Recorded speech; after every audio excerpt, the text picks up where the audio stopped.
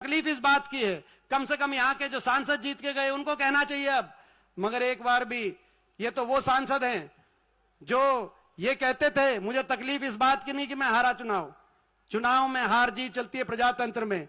मुझे तो तकलीफ एक बात की है कि ऐसे व्यक्ति जो पार्टी कांग्रेस में थे और पार्टी कांग्रेस को ये छोड़ के गए कि भाई दीपेंद्र सांसद हैं और उन्होंने सारा विकास कार्य रोहतक में कराया और सारे जो है सारा काम वो रोहतक में करते हैं, और इस बात पे मैं कांग्रेस से इस्तीफा देता हूं। और करनाल से टिकट मांग रहे थे, उनको टिकट मिल गई रोहतक से।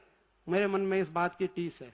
मैं आप सबसे पूछना चाहता हूं, मेरा घर है, मेरा परिवार है, मैं कोई काम अपना कोई काम लोकसभा में सांसद के रूप में क्या किया क्या नहीं, आप सब मेरे से ज्यादा जानते हो। ना कोई काम की बात है क्या। मैं पूछना चाहता हूं आपसे कि भाई इस बार नुकसान मेरे को कह रहे थे, अभी कईयों ने कहा कि नुकसान ये हुआ कि आप चौथी बार जाते, सबसे सीनियर मोस्ट थे आप लोकसभा में कांग्रेस संसदीय दल के, आपको बहुत अच्छा मौका मिलता और देश के विपक्ष में आपका नाम होता। मगर नुकसान उससे ज्यादा ये हुआ कि जो ये 3900 वोटों का फर्क रह गया ना, ये नहीं रहता। अगर यहां से हम जीत जाते लोकसभा तो चंडीगढ़ में आपकी सरकार बनती, ना एक किसान आंदोलन देखना पड़ता, ना ये कर्मचारी आंदोलन देखना पड़ता, ना मजदूर आंदोलन, ना खिलाड़ी आंदोलन। आज हरियाणा में आपकी सरकार होती। मैं आप सबसे महम हमेशा से ये महम से भाई हुड्डा साहब का और दांगी साहब का एक जो प्यार रहा है और महम का और कलोई का जो रिश्ता रहा है हमेशा, और एक ये भी समय था कि कलोई से भी ज्यादा लीड महम से आई।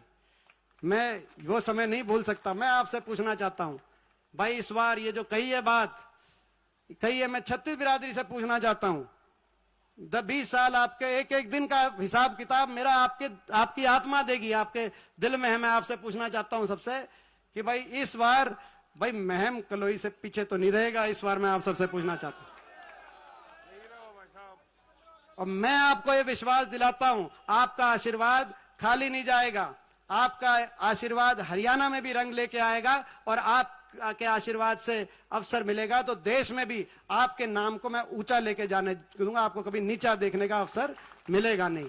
और एक और मैं कहना चाहता हूं, अभी अंकल ने एक बात कही, दांगी साहब ने एक बात कही अभी, कि जो कुछ लोग यहां पे काम, सबको पता है कौन काम करे, लेकिन तकलीफ है।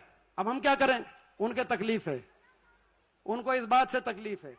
बोला जी रेल की लाइन, बोला जी जो है फाइल खूगी, या आपने भी सुनी होगी, बोला फाइल खूगी, रेल की लाइन की फाइल खूगी। बोला जो है रेल की लाइन, मैं वह फाइल लेके आया हूं।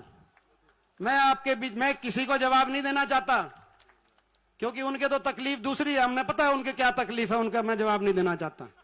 लेकिन मैं पंचायत में, जो महम की हमारी पंचायत में, आप सबके बीच में सच क्या है झूठ क्या है, क्योंकि यहां का फैसला पंचायत में उसकी भी और एयरपोर्ट की भी, ये मैं दिखाना चाहता हूं सबको। ये फाउंडेशन स्टोन, रेल की लाइन का फाउंडेशन स्टोन मल्लिकार्जुन खड़गे रख रहे हैं, जो वो रेल मंत्री थे, जो अभी कांग्रेस के अध्यक्ष हैं। साथ में हुड्डा साहब खड़े हैं, साथ में दांगी साहब खड़े हैं, हम खड़े हैं हासी के अंदर, हासी में रेल की लाइन की पटरी। 9/11/2011 में प्लानिंग कमीशन ने अप्रूव करी है रेल की लाइन। 15 नवंबर 2011 में हरियाणा सरकार, उस समय हुड्डा साहब मुख्यमंत्री थे, उन्होंने कहा कि इस रेल की लाइन में मैं मुफ्त में जमीन दूंगा, आप जल्दी बनाओ। 2012-13 के रेल के बजट में 143 करोड़ रुपए इस रेल की लाइन के मंजूर होकर रेल की लाइन के खाते में डल गए। 143 करोड़ 2012-13। 31 जुलाई 2013 को खड़गे जी ने हासी के अंदर इसका फाउंडेशन स्टोन रखा, और 20 दिसंबर 2013 को इसका सेक्शन 4 हुआ।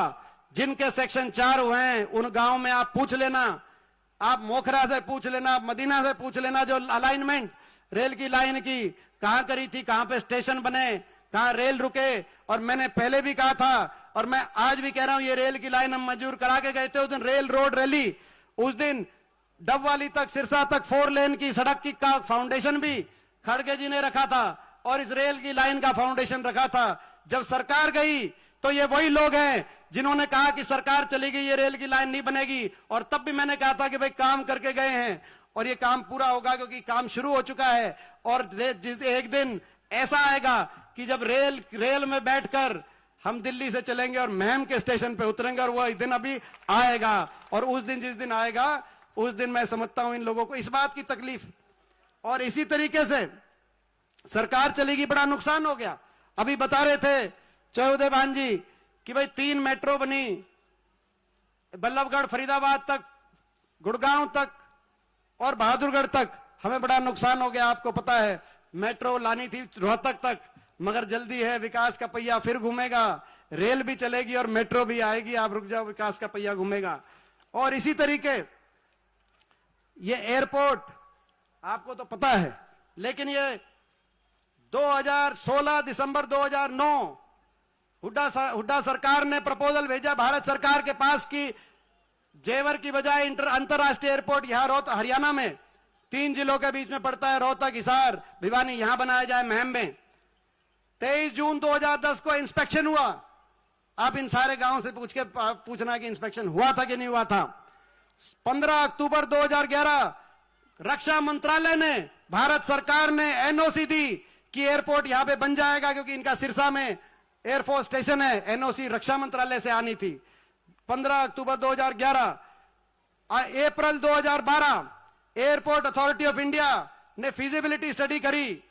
नवंबर 2013 फीजिबिलिटी स्टडी का ग्रुप हमारे इन सारे गांव में आया और जनवरी 2012 मिनिस्ट्री ऑफ सिविल एविएशन ने अडॉप्ट किया उसका रिकमेंडेशन और कहा कि अगर एनसीआर में दूसरा एयरपोर्ट बने तो नोएडा जनवरी 2014 एनसीआर में दूसरा एयरपोर्ट बने तो जेवर की बजाय महम में बने। मगर सरकार बदल गई, एयरपोर्ट चला गया, जेवर में एयरपोर्ट बन रहा है। प्रधानमंत्री जी आए, उन्होंने कहा है जिस दिन एयरपोर्ट का फाउंडेशन स्टोन रखा वहां पर कि यहां पर लाखों बच्चों को रोजगार मिलेगा।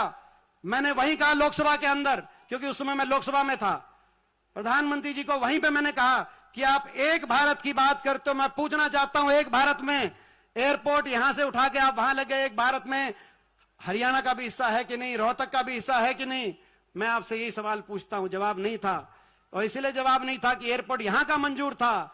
यहां की सरकार ऐसी आई जिनको हरियाणा के हकों को वकालत करने की जिनमें क्षमता नहीं दिखाई दी, जो हमारे मुख्यमंत्री जी हैं। एक बार भी किसी ने नहीं कहा कि एयरपोर्ट यहां मंजूर है।